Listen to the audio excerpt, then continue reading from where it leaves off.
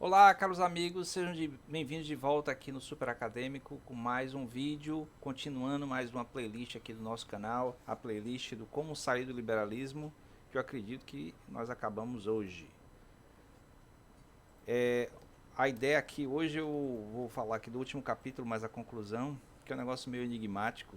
Duas políticas possíveis, terceira via ou política 2,5, 2,5, não sei por que 2,5. Bom, antes de começar, eu queria que vocês se inscrevessem no canal, se você não está inscrito, né? Eu queria dar obrigado aos novos inscritos que estão chegando aí toda semana. Também dê like no vídeo, né? Compartilhar, comentar e se puder apoiar o canal no Apoia-se. É só clicar aí no primeiro link da descrição e ir lá no Apoia-se e apoiar o canal. Certo? Eu vou colocar o spot aqui do Apoia-se para vocês se informarem melhor. Vamos lá. Deixa eu interromper aqui o conteúdo de vocês só um pouquinho para lembrar que você pode apoiar o canal Super Acadêmico agora, indo aí na descrição do vídeo e apertando em Apoia-se, no link do Apoia-se. Vá lá na nossa comunidade e clique lá para apoiar a partir de R$1. Agora, se você tiver um pouquinho mais de disposição e apoiar a partir de R$60, você ganha como recompensa um dos meus livros. Um desses livros aqui, a sua escolha. São 5 livros possíveis que eu posso mandar para você direto da editora. Tem o Em Busca da Verdade 1 e 2, que você pode pegar. Tem o Antropologia Filosófica, notas de aula. Tem Num Quarto Escuro no Palácio da Alvorada. E tem o Novembro de 2019 de Lula da Silva. Qualquer um desses livros à sua escolha. É só apoiar a partir de R$60. Com esse apoio e junto com os outros apoios que a gente já está acumulando no canal, a gente vai conseguir melhorar ainda mais os conteúdos do canal. Agora vamos para o conteúdo do vídeo. Valeu! Então é isso aí, né? O Apoia-se aí, como vocês viram, é essa maneira de os pequenos se ajudarem e poderem continuar crescendo. Então vamos lá com nossa temática de hoje. Como a gente viu aí ao longo de toda a playlist, o Alan Turing é um intelectual, né? Um sociólogo de esquerda moderada, digamos assim, francês, está falando bem no ambiente francês, né? Na Europa lá do final dos anos 1990. E aí ele vai falar aqui no capítulo 5 das duas políticas possíveis, terceira via ou política 2,5. Bom, terceira via eu acho que é um termo mais familiar, né? Terceira via é para ser tipo uma coisa que tem um pouco de capitalismo, tem um pouco de socialismo, né? Quando o Fernando Henrique Cardoso era presidente, ele usava muito essa expressão terceira via como sendo uma espécie de coisa de política econômica em que você mantinha o espírito da iniciativa do capitalismo junto com as conquistas sociais e garantias de direitos do socialismo. Mas ele está dizendo aqui, né, terceira via ou política 2,5. 2,5. Esse 2,5 aqui é meio estranho. Vamos ver aqui o que é que ele diz. Deixa eu ver. Política econômica liberal e uma política social voluntarista. Bom, evidentemente ele tem uma crítica em relação a isso. Por que voluntarista, né? Porque depende da vontade dos agentes envolvidos, então não é uma coisa garantida. Muito parecido aqui no Brasil, né? Você teve políticas sociais de acordo com a vontade política durante alguns governos, aí depois em outro governo não teve política social praticamente nenhuma, e aí tenta se retornar essa política. Então, quando é por vontade de força política, acaba não se tornando uma coisa permanente, né, sólida no Estado, naquele Estado específico. Não é de uma solução liberal que precisamos, mas sim de uma redefinição do papel do Estado como antecipador, mediador e animador das mudanças de toda a ordem que a nossa sociedade experimenta. Eu coloquei aqui um comentário, né? Eco-liberal versus Estado, com papéis, né, definidos. Então, por que eco-liberal? A meu ver, e ao ver de muita gente hoje em dia, né, agora 2023, o principal problema de limite que nós temos hoje no sistema liberal é a questão ambiental, os problemas ambientais, já que os recursos estão ficando cada vez mais escassos num sistema de maximização dos lucros, né? Então é meio que incompatível isso aí. Mas a própria criatividade do ser humano talvez possa resolver isso aí eventualmente, mas eu não sei, não sei. Aí tem a questão liberalismo mais voluntarista do que o real e uma social-democracia esmagada. Ele está falando bem da época dele mesmo. É um liberalismo voluntarista em que você tem, por vontade dos filantropos, né, dos empresários, dos governos, e de um lado uma social-democracia esmagada porque os partidos social-democratas na Europa, na época já estavam em crise, hoje em dia é pior ainda, né, com a ascensão de partidos de extrema direita. Ele fala aqui antes de mais nada, de substituir uma política de proteção por uma política de iniciativas, que supõe simultaneamente a flexibilidade da organização social e a capacidade dada aos atores de tomar iniciativas. Ele colocou entre parênteses empowerment, empoderamento. Eu coloquei aqui se seria uma espécie de semelhança com as PPPs, né? Parceria público-privadas, que aqui no Brasil ficou famoso no início dos anos 2000 essa expressão. A política Blair, está falando de Tony Blair, né, que era primeiro-ministro da Inglaterra na época, que também concede grande importância à melhoria das políticas públicas da educação e saúde, tem grande mérito de combinar objetivos econômicos e sociais. Então, você vê aí uma tentativa de combinar, né, o espírito liberal com as garantias sociais. Caso seja necessário rejeitar o liberalismo, seria solução 1, assim como a ex-social-democracia, solução 2, não haverá outra solução senão a terceira via do Tony Blair. Solução 3, isso é uma pergunta. Inspirando-me na história do socialismo europeu, gostaria de propor uma via 2,5, aí tem a via 2,5, que seja intermediária entre a antiga social-democracia e a terceira via. Quer dizer, não é tanto a terceira via, mas é um pouco mais próximo do socialismo europeu que já existia. Por isso que é 2,5, né? Não é nem a primeira, nem a segunda, nem a terceira. É a via 2,5. Parece piada isso. Certamente não se trata hoje de fechar as fronteiras, mas sim de agir sobre os fatores internos da competitividade e da solidez de uma sociedade aberta para o exterior. Aqui ele está criticando, está falando do protecionismo, certo? Então, a União Europeia tem certas políticas protecionistas realmente. Então, isso talvez acabou sendo, né, um argumento contra o espírito da União Europeia, já que isso foi um dos principais argumentos usados para a saída do Reino Unido da União Europeia.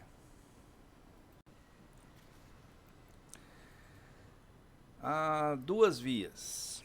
Essa é a linha divisória entre as duas vias. De um lado, a prioridade é dada à adaptação do Estado ao mercado, portanto, a destruição dos restos da economia planejada, completada por uma política de educação e saúde associada a um projeto econômico. Do outro, a aliança do Estado e das demandas sociais resiste ao poder invasor da economia globalizada. Existe melhor definição da oposição entre o centro-direita e o centro-esquerda? Então, ele vê, né, nessa discussão, nesse debate entre essas vias possíveis, né, uma similaridade muito grande entre a centro-direita e a centro-esquerda, mas o que separa as duas, né? E a gente vive isso até hoje. Quer dizer, esse livro é de 95, né? A edição brasileira é de 99, como eu falei no começo da playlist, mas a gente vem tendo essa discussão até hoje na maioria dos países, certo? Aqui no Brasil, inclusive. Associem sempre finalidades de modernização econômica a objetivos de justiça social. Eu lembro que o Fernando Henrique Cardoso, no livro dele, A História que Vivi, ele conta desse empenho dele e da República, né, brasileira, da presidência da República Brasileira, desde a redemocratização, em modernizar o país, né, no sentido de modernização, no sentido de participar do sistema globalizado, da economia global, etc. Aí esse discurso, assim, para os países que já eram ricos, né, os países poderosos, né, do sistema capitalista, remanescentes da Guerra Fria, né, que é principalmente os Estados Unidos e a Europa Ocidental, o Japão também e tal. Esses países eles se beneficiavam muito nesse sistema porque os países menos, né, desenvolvidos, como o Brasil, precisavam abrir suas fronteiras para o comércio, para a industrialização, para a modernização, sendo obrigados a meio que digerir, né, meio que aceitar o que fosse dado, né, o que fosse oferecido. Então essa coisa meio subalterna que persiste de certo modo até hoje, causa uma espécie de sensação desagradável, né, como se a gente se modernizasse porque a gente participa do sistema de acesso a tecnologias, tá, ao consumo, mas ao mesmo tempo sempre de maneira secundária, certo? E ao mesmo tempo com grande potencial para muito mais, né? Há aqui uma coisa que vem do discurso neoliberal, é uma política de emprego e não de trabalho, bem diferentes do que era, né? Porque até final dos anos 70, anos 1980, o trabalho estava muito ligado a um emprego de longo prazo. E aí todo o discurso de modernização, de flexibilização, que vem se tornando cada vez mais forte, especialmente com a questão dos aplicativos, né, das pessoas que trabalham através de aplicativos, em transporte, em entrega, em educação também, né? Aqui o próprio YouTube mesmo, ele faz parte desse esquema, em que o trabalhador ele produz aquilo que ele faz, mas ele não tem a quem recorrer quando se trata de direitos e garantias, né? Então esse tipo de discurso é bem típico dessa transição aí de um modelo mais social-democrata, mais do bem-estar social, para um modelo mais neoliberal, né? Extremo neoliberal. Aqui ele fala do fim do trabalho, mas a sociedade industrial não foi uma sociedade de trabalho, foi mais uma sociedade de produção e de lucro. É por causa da relação capital-trabalho. Certo? Então aqui no canal você acha na playlist de aulas de sociologia muitos vídeos. Aí tem uma playlist também sobre sociologia, sobre teoria marxista também. Fala muito sobre isso, né? Todo o regime de produtividade no capitalismo está baseado na relação capital-trabalho. O que produz a riqueza, segundo essa linha de pensamento, é o trabalho, mas o que acumula a riqueza é o capital. E é essa viabilidade da produção, né, das forças de produção, nesse sistema acaba sempre sendo desigual, né, sempre pendendo muito mais para o capital do que para o trabalho. E aí ele está chamando a atenção disso aqui, né? Foi mais uma sociedade de produção e do lucro. A tendência a longo prazo de diminuição do tempo de trabalho foi fortemente freada há 15 anos. Durante esse período, os progressos da produtividade beneficiaram mais o capital do que o trabalho. Aqui eu fiz um contraponto aqui com o que o Domenico De Masi fala, né?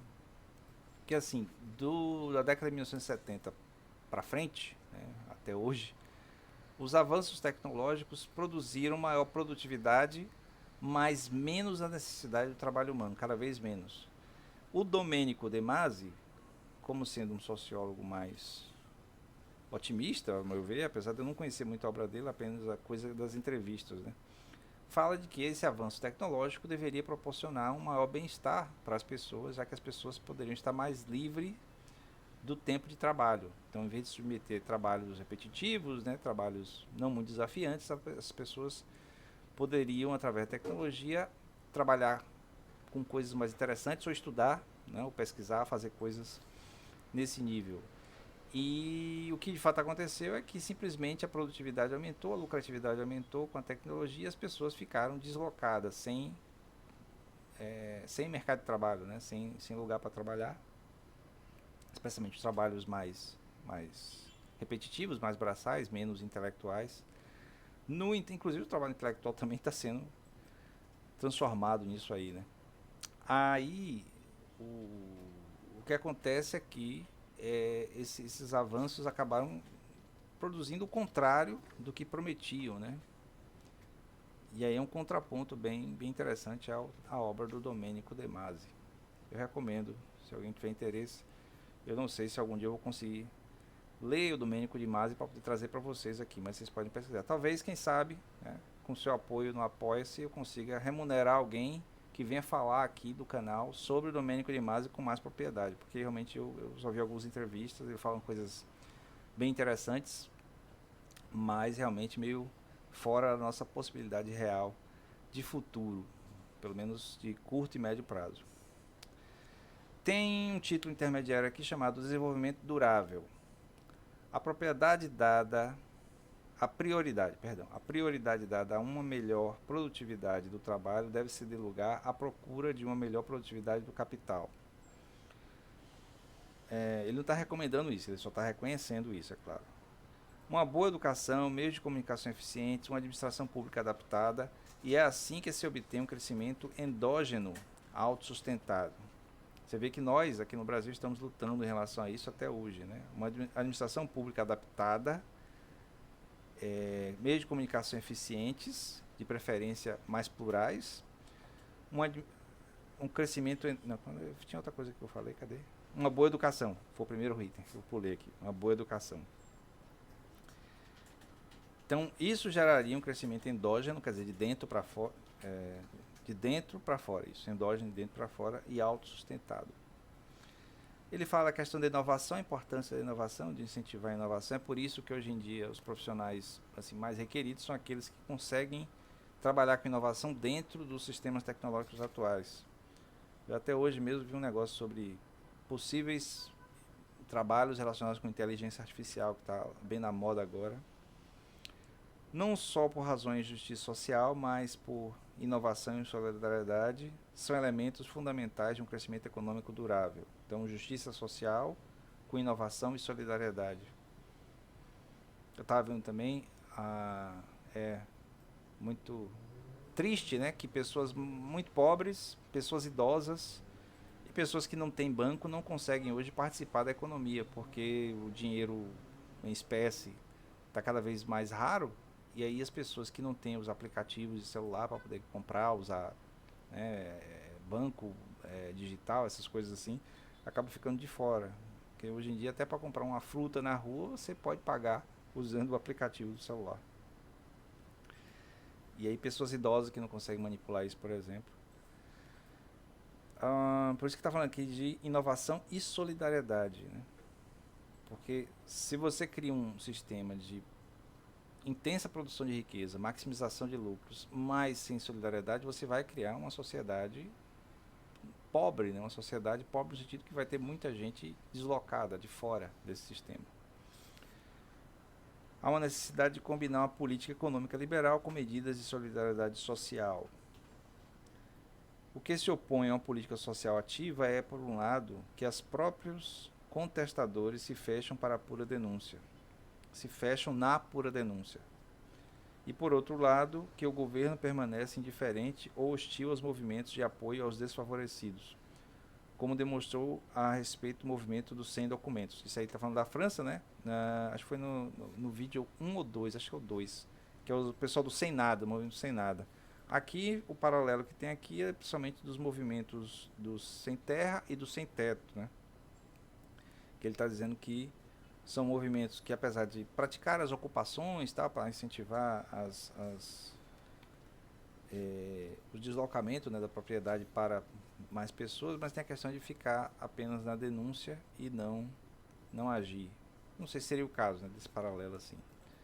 Mas com certeza, sem documento, ele está dizendo que ficava apenas na denúncia. Ele fala aqui, não são mais julgados representativos as puras máquinas eleitorais. Aqui novamente eu fiz um paralelo com a democracia agonística da Chantal Mouffe, né? A ideia de cidadania relacionada com identidades, que geraria mais vivacidade, mais motivação nas discussões, nos debates, nas participações. Normalmente aqui a participação da sociedade civil, aqui, né, as identidades dos indivíduos. Eu não sei até que ponto isso pode ser feito paralelo aqui no Brasil, né, mas é possível, né? Tem algumas questões, né, não neoliberal. Novamente ele vai uma crítica a esse modelo neoliberal.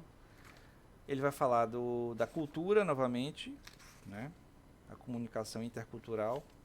Então as afirmações sobre os modelos culturais diversos como forma de participação na sociedade, mesmo sendo liberal. Aí ele vai tratar do problema da xenofobia, que eu acredito que ainda seja sério na Europa, já era sério no final dos anos 90, agora deve ser até mais. A recusa expressa cada vez mais frequente de reconhecer a diversidade cultural torna-se, na realidade, o fundamento do que é preciso chamar de direita nacional, mesmo quando ela se diz de esquerda. Para comunicar é preciso ser diferente, mas também falar a mesma língua. É interessante que essa questão da diversidade, da xenofobia, foi meio que gerou, foi um dos geradores da saída do Reino Unido, né, da Inglaterra, da União Europeia. Havia essa questão dos imigrantes, do fluxo de imigrantes e tal. Aí depois, de lá para cá, teve guerra na Síria, teve mais problemas na África, tá? Esses problemas todos atraem a guerra na Ucrânia, agora mais recente, atraem os imigrantes para os países ditos mais ricos da Europa, e aí o comportamento, às vezes, das populações, por mais que queiram ser solidários ao sofrimento dessas pessoas, né, acaba sendo xenofóbico. Se empenhar o máximo possível em atividades às quais dão valor positivo. É o fluxo para a felicidade. Esse negócio de falar a mesma língua é interessante, porque os franceses têm essa coisa muito forte de querer que o estrangeiro, quando chegue lá, fale a língua dele. Né? Bom, pelo menos é o que se diz. Por que reduzir essas ações coletivas à luta contra a exclusão e o arbítrio, quando elas são também lutas pelo reconhecimento de si? Por que reduzir a luta dos homossexuais a uma luta contra a discriminação, quando ela quer também afirmar uma personalidade homossexual e modificar o lugar que a sexualidade ocupa na vida pessoal, interpessoal e coletiva? A reinterpretação ou defesa de uma cultura. Certo? Então ele está chamando a atenção que esses movimentos, ele já falou isso antes, não me lembro qual capítulo, mas ele fala já isso antes, de que esses movimentos de afirmação cultural, de afirmação das diferenças culturais, são importantes para a construção desse novo modelo de saída do liberalismo. Porque não se restringe apenas às relações econômicas, mas às relações na sociedade como um todo. Aí depois tem o item Europa e a nação. E aqui tem só a questão das afirmações nacionais dentro da União Europeia. É um problema bem local deles, né? Que ao mesmo tempo que eles fazem parte de um sistema de colaboração, digamos assim, internacional e intercultural, eles fazem as afirmações nacionais de cada deles, né, de cada povo.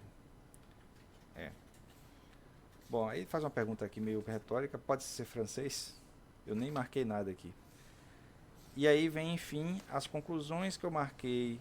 O papel dos intelectuais é quando não existe nenhum princípio efetivo de unidade da vida social e política que os intelectuais intervêm.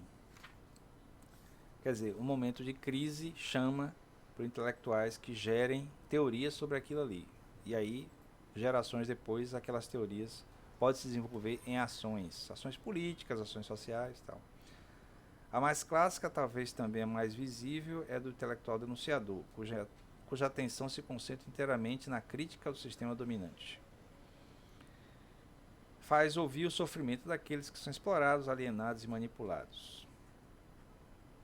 Aí fala do papel do intelectual orgânico dentro de um sistema. Aí tem 3 participações possíveis. Ele deu exemplo aqui do Michel Foucault, né, que é um cara que aparece muito aqui no nosso canal. Falou do Jean-Paul Sartre também, que é outro cara que aparece aqui muito também. E do Pierre Bourdieu, que eu acho que eu nunca fiz nenhum vídeo sobre Pierre Bourdieu, mas também é um pensador também francês, os 3 franceses, né?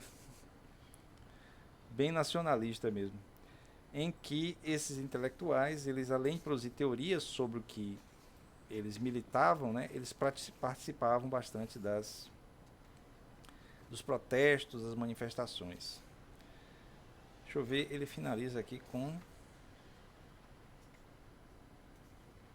O trabalho de uma sociedade, de um movimento social sobre si próprios, tanto quanto de um indivíduo sobre a sua vida, é longo, difícil, percorrido por crises, zonas de obscuridade. Então, bom, de certo modo, a maioria dos trabalhos desse tipo aqui são meio anticlimáticos quando chegam no final. Mas a ideia é que, que o intelectual ou a pessoa comum tem que fazer é perseverar diante da circunstância em que está vivendo. Então, reconhecer que existem esses problemas todos que têm que ser constantemente abordados, né, pela vida cotidiana, na vida do trabalho, né, nas discussões, nos sindicatos, nos movimentos, para que simplesmente não se caia na ideia de sei lá, de uma sociedade de puro consumo e meio que sem sentido. Mas aí fica a critério de você, audiência, né, você que está aí vendo o vídeo, seja agora, no presente ou no futuro, tomar uma decisão. De repente você vive num mundo que está completamente diferente disso aqui. Isso aqui é apenas um dado histórico a respeito de uma época. Bom, eu vou ficando por aqui. Espero que vocês tenham gostado do vídeo e da playlist, né? Se não viu ela toda, se só viu agora, dê uma olhada nela toda, é bem interessante. E o livro também eu recomendo, né? Se você puder dar uma lida. E até o próximo vídeo. Não esqueça de se inscrever no canal, dar like no vídeo, compartilhar, comentar e apoiar o canal se puder no Apoia-se também. É só ir aí na descrição do vídeo, tem aí no primeiro link, você vai lá. E bom, tem várias maneiras de apoiar o canal ou sugerir temas até também. Até o próximo vídeo.